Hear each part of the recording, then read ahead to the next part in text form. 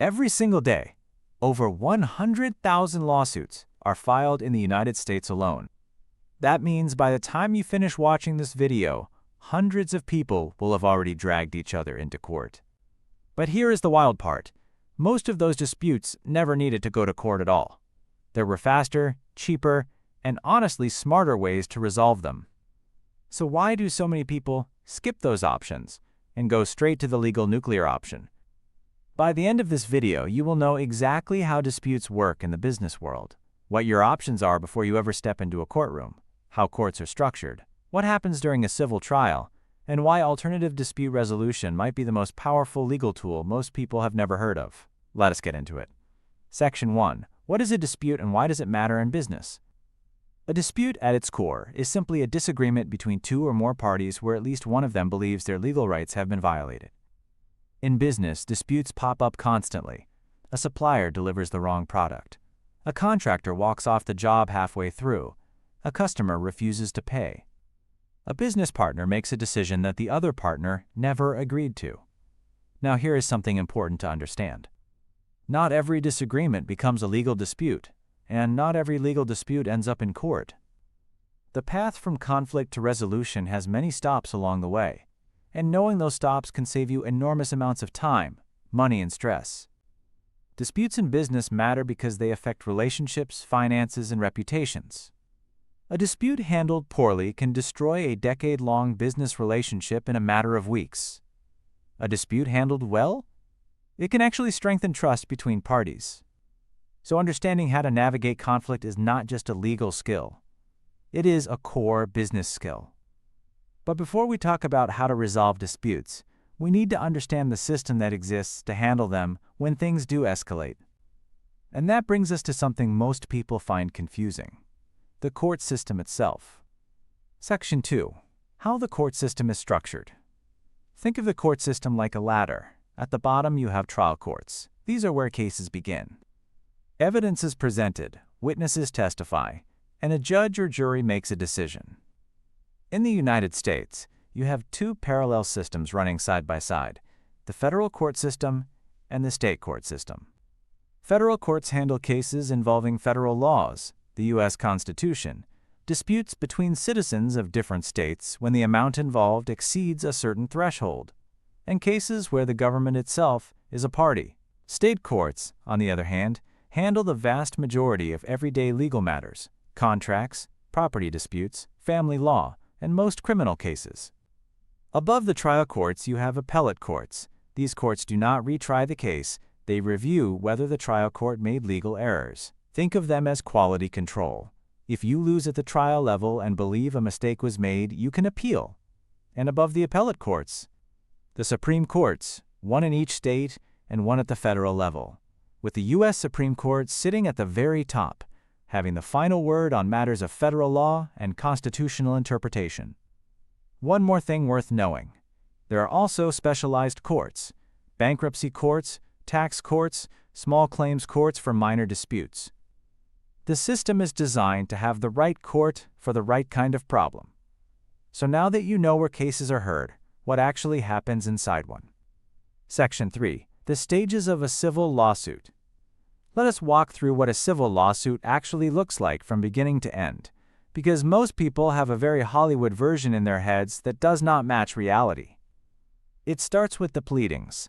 The person bringing the lawsuit, called the plaintiff, files a complaint with the court. This document explains who they are suing, and what they want. The person being sued, the defendant, then files an answer. This is where they either admit, deny, or explain each claim. Next comes discovery. This is actually one of the longest and most important phases. Both sides get to request information, documents, and testimony from each other.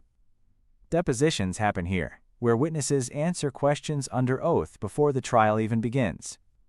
Discovery is where most cases are actually won or lost, because this is when both sides see exactly what evidence exists. Then there are pre-trial motions, where lawyers try to resolve certain issues before stepping into the courtroom.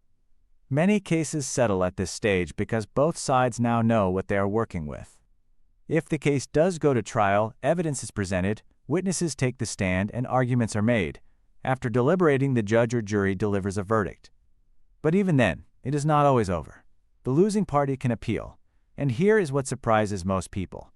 The majority of civil cases never reach a full trial at all. They settle, which makes you wonder, why go through all of this when there are other options available? Section 4.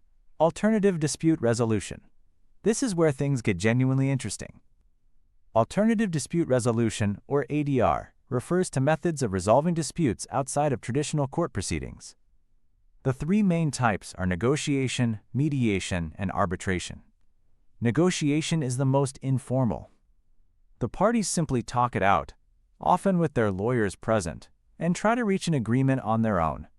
No third party needed.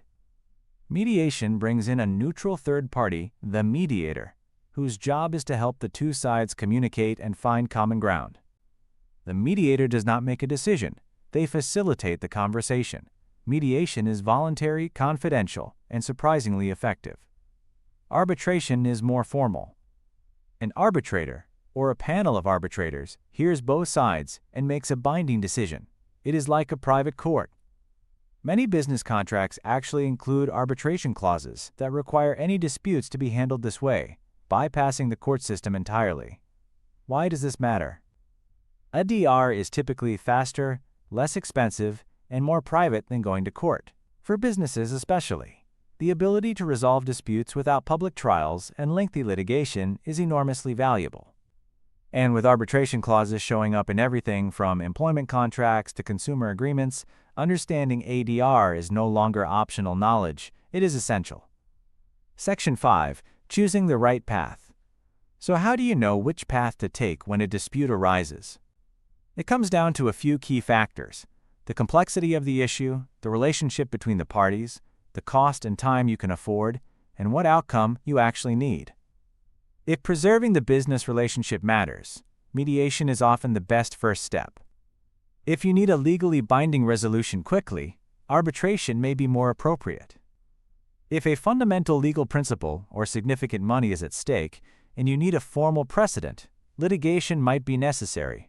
And in many cases, negotiation alone can resolve things before they ever escalate. The smartest businesses understand that dispute resolution is not just about winning. It is about reaching the best possible outcome with the least possible damage. Knowing your options before a dispute arises puts you in a position of power. So here is your takeaway. Disputes are inevitable in business, but destruction is not. The court system exists as a last resort, not a first step. Alternative dispute resolution exists for a reason, and that reason is that most conflicts can be solved without ever seeing the inside of a courtroom. If this video helped you understand how the legal system works in the real world, hit that like button right now. Subscribe so you never miss a lesson like this one. And drop a comment below with one question about business law that you want us to cover next. We read every single one.